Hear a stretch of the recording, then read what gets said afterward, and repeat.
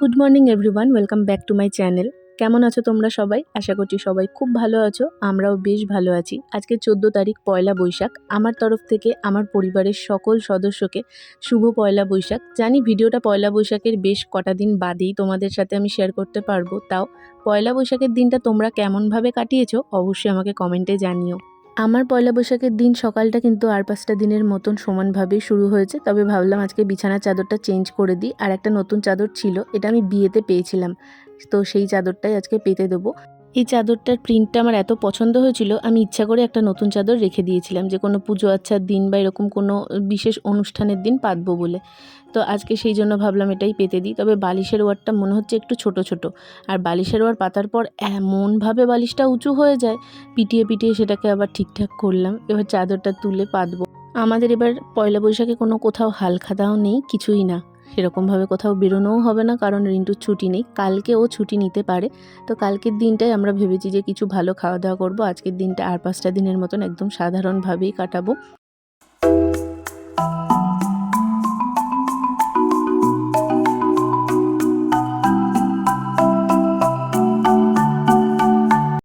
আমার এ ঘরের প্রত্যেকটা চাদরই আমি বিয়ের আগে বহরমপুর থেকেই কিনেছিলাম, আর একটা চাদর তো তোমাদের দেখিয়েছিলাম যেটা অ্যানিভার্সারিতে মা গিফট করেছিল। এবার সব কটা চাদরই না আমার একটা জায়গা থেকেই কেনা। চাদরগুলো বেশ বড় হয় আর একদম পিওর কটনের হয়, যে কারণে না গরমকালে শুয়ে বেশ আরাম। এটাও লেখা ছিল কটনের, কিন্তু এটা না মিক্সড আছে। এটা শীতকালে পেতে শুলে আরাম লাগবে, কিন্তু গরমকালে না এইসব চাদরে ভীষণ গরম ধরে। তো দেখি 2-1 দিন পেতে রেখে তারপর তুলেই দেবো ওই চাদরটা, কারণ আমার একটু গরমকালে মনে হয় একটু সুতির চাদরে শুই, পাতলা হবে, বেশ শুয়ে আরাম হয় ওতে। বিছানার চাদর না একা একা পাততে আমার বেশ অসুবিধেই হয়। যদি খাটের আবার 2 সাইড দিয়েই ঢোকা যেত, দুজন মিলে ধরে পেতে দিতাম তাড়াতাড়ি করে, তাহলে হয়ে যেত। বা যদি একাই হোক, কিন্তু যদি ওই সাইডটা দিয়েও ঢুকতে পারতাম তাহলে এতটা অসুবিধে হতো না। আর এই চাদরটা না খাট আন্দাজে আমার একটু ছোট, সব দিক সমানভাবে না গুছতে পারলে চাদরটা শুধুই সরে নড়ে যাবে, এটা ভেবে আরও বিরক্ত লাগছে। আর এই যে চাদরগুলো দেখছো, এই চাদরগুলো না বেশ বড়। দেখতে পেলে হয়তো আমি গিট বেঁধে রেখেছিলাম। চাদরটা পাতার পর এরকম গিট বেঁধে দিলে না খুব একটা সরে নড়ে যায় না, চাদরটা টান টান থাকে। চাদর কুঁচকে থাকবে, বিছানা অগোছালো থাকবে, আমার একদমই পছন্দ না। এই চাদরটা কাচতে হবে, তবুও যেহেতু কালকেই কাচতে পারবো না বা আজকে কাচাটা পসিবল না, ওই জন্য ভাঁজ করে রেখে দেবো, তাতে অন্তত ঘরটা গোছানো থাকবে। Good morning. আজকে হচ্ছে 14 তারিখ, পয়লা বৈশাখ। আমার তরফ থেকে তোমাদের সকলকে পয়লা বৈশাখের অনেক অনেক ভালোবাসা। আজকের দিনটা তোমরা কেমনভাবে কাটালে অবশ্যই আমাকে কমেন্টে জানিও। আর পয়লা বৈশাখে কি কি কিনেছি সেগুলো তো তোমাদের সাথে শেয়ার করা হয়নি, তাই জন্য ভাবলাম দেখিয়ে দিই। এবার না আমাদের সেরকম কোথাও যাওয়াও হয়নি আর কিছু সেভাবে কেনাও হয়নি। মা আমাদের দুজনকে শুধু দুটো জিনিস দিয়েছে, সেগুলোই তোমাদের দেখাবো। তো এই নাইটিটা আমাকে মা দিয়েছে, মানে এবারই মার কথা বলছি। তো এরকম হাত ছিল ভেতর দিকে, ঠিক আছে, কিন্তু গরমে পড়ার জন্য না আমি আর হাতটা লাগাইনি। তো এই নাইটিটা এরকম, প্রিন্টটা আমার ভীষণ পছন্দ হয়েছে, আর এই কালারের নাইটি আমি কখনো পরিনি। নাইটিটার কালারটা না আমার বেশ পছন্দ হয়েছে। আর আমার না নর্মাল যেগুলো হয় আর কি, ওই নাইটিগুলো নিলে একটু ছোট হয়ে যায়, তো সেই জন্য এরকম বড় সাইজেরগুলো নিতে হয় আর তারপরে একটু মুড়িয়ে নিতে হয়। তো এটা তো যেহেতু আমি পরে দেখিনি, সেই জন্য প্রথমে আমি এটা পরে দেখব, যদি দেখি বড় হয়েছে তাহলে আবার একটু মুড়িয়ে নেব। আর এই গেঞ্জিটা মানে টি শার্টটা রিন্টুকে দিয়েছে মা, রিন্টু নিজে পছন্দ করে কিনে নিয়ে এসেছে। আর এগুলো যে একটু ব্যাগি টাইপের টি শার্ট হয় সেইগুলো। তো এটার প্রিন্টটা না আমার বেশ ফাঙ্কি লাগছিল, আর কাপড় মেটেরিয়ালটাও খুব সফট। তো ও যেখান থেকে কাজ করে সেখান থেকে, মানে শ্রীনিকেতন থেকেই ও নিয়ে এসেছে এটা। কেমন হয়েছে দুটো জিনিস অবশ্যই জানিও। আর ও আমাকে কি দিয়েছে সেটা আমি তোমাদের পরে দেখাবো, কারণ এখনও এসে পারেনি, সেটা অনলাইনে অর্ডার দেওয়া হয়েছে, আসতে একটু লেট হবে। তো ওটা আসলে আর মার জন্য যে শাড়িটা নেওয়া হবে সেটা একসাথে তোমাদেরকে তখন অন্য ব্লগে দেখিয়ে দেবো। আমাদের পয়লা বৈশাখের শপিং এবার পয়লা বৈশাখের পরেই হবে। আর এই জায়গাটা দেখতে পাচ্ছ আমি ভয়েস ওভারে বলছি, কারণ ভয়েসটা না পুরো কেটে গেছে। যখন আমি এডিট করছিলাম তখন দেখলাম কেমন সাউন্ডটা ক্র্যাক করে গেছে, তো কিছুই তোমরা বুঝতে পারতে না, সেই জন্য আমি আবার ভয়েস ওভারে তোমাদেরকে বলে দিলাম। তো চলো এখন এগুলোকে চটপট করে ভাঁজ করে নিই। আরও বেশ কিছু জামা কাপড় আছে যেগুলো ভাঁজ করতে হবে, তো সেগুলোকেও ভাঁজ করে নেবো। আর এই চাদরটা কেমন লাগছে পেতে অবশ্যই জানিও। নতুন নতুন লাগে না ঘর চাদর পাতা হলে? আমার তো বেশ ভালো লাগে। আর আজকে না ভাবছি খাটের এই বিডসগুলোও মুছে দেবো, মানে দেখো কেমন ধুলো ধুলো হয়ে আছে, জানি না ক্যামেরাতে অতটা বুঝতে পারছো কি না। তো এই যে এই দুটো সাইডে যে রডের মতন, এগুলোর কথা বলছি, তো ওগুলোকেও ভালোভাবে একটু মুছে পরিষ্কার করে নেবো। মানে নতুন বছর শুরু, তো ঘরদোর একটু পরিষ্কার থাকলে দেখতে ভালোই লাগবে। আর এই মুহূর্তে আমার কাছে দুটো ফোন চলে এসেছে, একটা মা ফোন করেছে আর একটা আমার একটা ফ্রেন্ড ফোন করেছে, তো ওদের দুজনকে একটু কল ব্যাক করে নেবো। আর এই বাকি কাজগুলো সেরে তারপর তোমাদের সাথে আবার কথা হচ্ছে।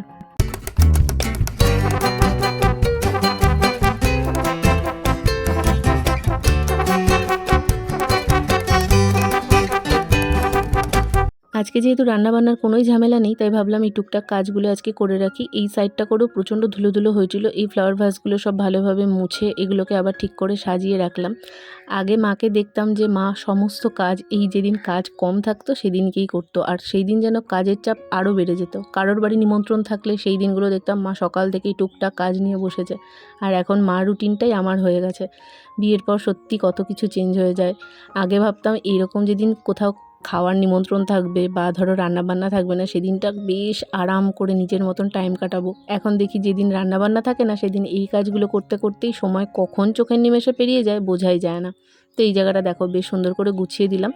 আর এই ফ্যানটা সরিয়ে এই ভেতর দিকে ঢুকে এই সাইডটাও ভালোভাবে পরিষ্কার করব। আসলে কি হয় বলো তো, খাটের ওপর দিয়ে এই সাইডগুলো পরিষ্কার করি তো পুরো কর্নার কর্নার পরিষ্কার করাটা সম্ভব হয় না। এই যেহেতু গলির মধ্যে ঢুকে এই যে দেখো এখন পরিষ্কার করছি, এতে প্রত্যেকটা কোনা কোনা ভালোভাবে মোছা হয়ে যাবে। তো সেটা করে আবার ফ্যানটাকে গলির মধ্যে ঢুকিয়ে রাখলাম। আসলে এই সাইডে আলমারিটার জন্য জায়গাটা অনেকটাই ছোট হয়ে যায়।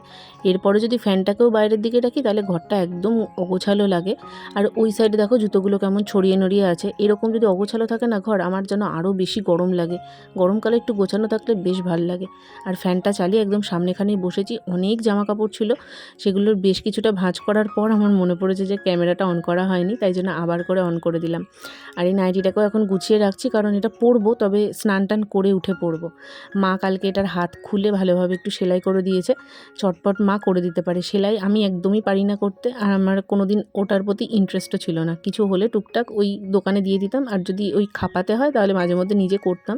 কিন্তু সেটা ওই কাজ চালানোর মতন দেখতে সৌন্দর্য বা একদম গুছিয়ে পরিপাটি করে ওটা আমি পারি না। সবার কি সব গুণ থাকে বলো, আমার না হয় এটা নেই। আমার আগের দিনের ভিডিওটায় তোমরা অনেকে অনেক রকম কমেন্ট করেছো, নিজেদের মনের কথা শেয়ার করেছো, অনেকেই নিজেদের জীবনের অনেক দুঃখের ঘটনাও আমার সাথে শেয়ার করেছো। তো তোমরা আমায় নিজের ভেবে এত কিছু শেয়ার করেছো, এর জন্য আমি সত্যিই ভাগ্যবান। নিজের বাবা মা, নিজের পরিচিত জন্মস্থান ছেড়ে একটা নতুন জায়গায় এসে নতুন করে শুরু করতে কিন্তু সত্যি অনেক রকম প্রবলেম হয়। আর হ্যাঁ, এটা সত্যি কথা, অ্যাডজাস্ট মেয়েদেরকেই করতে হয়, কারণ আমরাই সব ছেড়ে আসি আর আমরাই সবটা নতুন করে শুরু করি। আর সবাই বলে না কারোর কাছে এক্সপেকটেশন রেখো না, কথাটা জানি না বাস্তবে প্রয়োগ করা সম্ভব হয় কি না, কারণ মানুষ তো এক্সপেকটেশন থেকেই যায়। কারোর জন্য কিছু করলে ততটা না হলেও কিছুটা পাওয়ার তো একটা আশা মনের মধ্যে থাকেই, কিন্তু দেখবে বেশিরভাগ ক্ষেত্রেই সেটা যদি পূরণ না হয় তখন সেখান থেকে একটা আক্ষেপ আর দুঃখ কষ্ট যাই বলো না কেন সেটার জন্ম হয়। তো আমি এটাই বলবো যে নিজেকে নিজের এক্সপেকটেশনগুলো ফুলফিল করার জন্য যোগ্য করে তোলো। কারোর কাছে না আশা করো না। সত্যি কথা বলতে এটা তো মানে এই অভ্যাসটা তৈরি করতে অনেকটাই কষ্ট হয়, কিন্তু একবার যখন দেখবে অভ্যাস হয়ে যাবে তখন মন থেকে অনেকটা হালকা থাকতে পারছো। আমি এখন সত্যিই মনে করি যে আমি কারোর কাছে কোনো আশা রাখবো না। হ্যাঁ, আশা কি কারোর কাছেই নেই? আছে, দুটো মানুষের কাছে।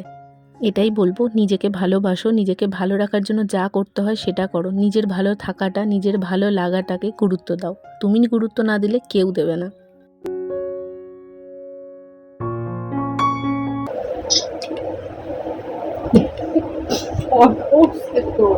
এইখানে লেখাটা পড়ছে কেন?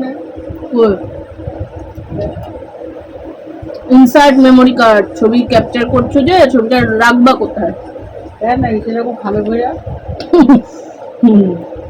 তাহলে ওটা কি করবি?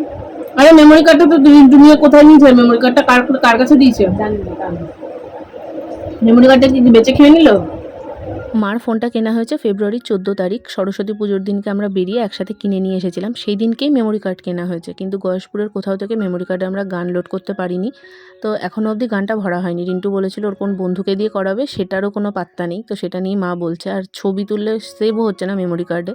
আর আজকে না সকাল থেকে আমি কিছুই খাইনি, মানে অন্যদিন তো তাও চা বিস্কুটটা খাই, আজকে তাও খাওয়া হয়নি, শুধু দুটো মেরি বিস্কুট খেয়েছিলাম। তাই জন্য না প্রচণ্ড খিদে পেয়ে গেছে। বাচ্চা এখন 1:45 মতন, এখনই আমি দুপুরবেলার খাবারটা খেয়ে নেব। খাওয়া দাওয়ার পর ফোনটা চার্জে দিয়ে ঘুমিয়ে পড়েছিলাম। আর আজকে যেহেতু বাসন্তী পুজোর ষষ্ঠী, সেই জন্য যাব মানিদের ওখানে। আজকে ঠাকুর আসবে, বেলতলাতে পুজো হবে। তো সেই জন্য না খুব ইচ্ছা করছিল একটা শাড়ি পরবো। তো শাড়িটা মার কাছ থেকে নিয়ে আমি পরেছি, আর আমার একটা শাড়ি মা পরেছে, দুজন মিলে এক্সচেঞ্জ করে পরেছিলাম। আর এই শাড়িগুলো না ইনস্টাগ্রাম থেকে কিনেছিলাম, একটা মেয়ের পেজ থেকে, কিন্তু না আমার এই মুহূর্তে মনেই নেই, সেই বিয়ের আগে কিনেছি। পেজটা না আমার একদম মনে পড়ছে না। তো যাই হোক, চটপট করে এখানে একদম হালকা মেকআপ করে রেডি হয়ে নিচ্ছি। বাচ্চা 8টা, আমরা এখন রেডি হয়ে যাচ্ছি মাসির বাড়ি। আসলে আজকে থেকে কি পুজো জানি মা, ভুলে গেছি আবার। হ্যাঁ হ্যাঁ আমি আসলে এতবার করে আমি শুধু ভুলে যাচ্ছি, ঠিক আছে, কি পুজো একবার বলছি মনসা পুজো, একবার বলছি জগদ্ধাত্রী পুজো, এবার মা নিজেই ভুলে গেছে আমার চক্করে, বলছে বাসন্তী পুজোর বলছে জগদ্ধাত্রী পুজো। তো যাই হোক, মানির বাড়ি পুজো, আজকে ষষ্ঠী, তো সেই জন্য এখন যাব মানির বাড়ি। কখন থেকে আমরা রেডি হচ্ছি, সেই 6:30 থেকে আমি নেল পলিশ চেঞ্জ করছি। নেল পলিশ চেঞ্জ করার পরে দেখো এটাকে কি করেছি, ঘেটে ফেলেছি। তো যাই হোক, শাড়ি পরেছি, শাড়ি পরে তো লড়তে চড়তে আমার দিন শেষ। মাও শাড়ি পরেছে, দুজন মিলে শাড়ি টাড়ি পরে এখন চলো যাওয়া যাক। মা অন্যদিন জিন্স টপ পরে, আজকে শাড়ি পরেছে, পুজো তো তাই জন্য শাড়ি পরেছে, নাহলে জিন্স টপ পরে। আর আমার ননি হয়েছে শাড়ি পরে, অন্য সাইকেল বাইকেল তুলতে পারবো। আমি শাড়ি সামলাতে পারি না, তার মধ্যে এই শাড়িটা পুরো নতুন, ঠিক আছে, পাড় লাগানো নেই, পেছন দিক থেকে শুধু বুটি যাচ্ছে। আমি তাহলে তুমি বললা না কেন, তাহলে আমি পরতাম না।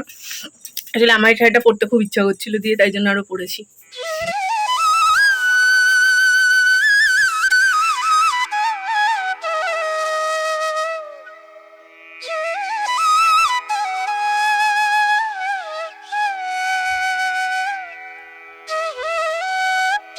আসার পর দেখলাম ঠাকুরটা তখনই নামানো হচ্ছিল, কিন্তু রাস্তায় যেন তো আনতে গিয়ে ঠাকুর ভেঙে গেছে, তো সেই জন্য আবার ঠাকুর ঠিক করতে পাঠানো হলো। আর এদিকে কুলো সাজাচ্ছিল, আমি এই প্রথম দেখলাম এরকমভাবে ঠাকুর পুজোর কুলো সাজানো। বাড়িতে পুজোর কিন্তু একটা আলাদাই মজা, বলো, সবাই মিলে বসে একসাথে গল্প করছিলাম। এখানে মা, ওটা আমার দিদা, আর এই পুচকিটাকে দেখো এই পাড়াতে থাকে ওরা, তো এসেছিলো আর ওরা আমি ভিডিও করছি দেখে ও কি সুন্দর নাচ করছে দেখো। আর ওনা পরে বুঝতে পারছিল যে আমি ওকে ভিডিও করছি, সেই জন্য দেখো আমি যেদিকে ফোনটা ঘোরাচ্ছি ও ঠিক সেই দিকে সেদিকে যাচ্ছে। তা আমি ওর ভিডিওটা করে না, আমার বেশ ভালো লাগছিলো, কী সুন্দর নাচ করছে দেখো, জামাটা কি সুন্দর করে পরেছে। আমার না মেয়ে ভীষণ ভাল লাগে, তো ওর ওই ভিডিও করছিলাম আর ওরকম নাচ করছিল, খেলা করছিল। অনেকক্ষণ অবধি ছিলাম আমরা এখানে, প্রায় 10:30 মতন, তারপরে আমরা বাড়ি চলে এসেছি।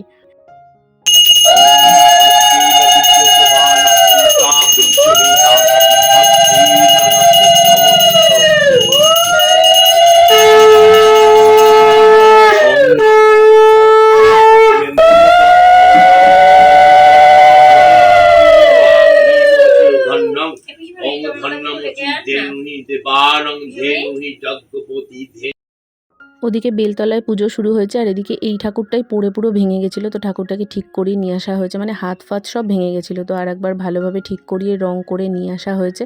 তাই জন্য অস্ত্র এখনও লাগানো হয়নি, আর এরপরে আরও রাত হয়ে যেত, তাই জন্য আমাদের চলে আসতে হলো। মায়ের এখনও অস্ত্র লাগানো কিছুই হয়নি, তবে মুখটা কি সুন্দর লাগছে না।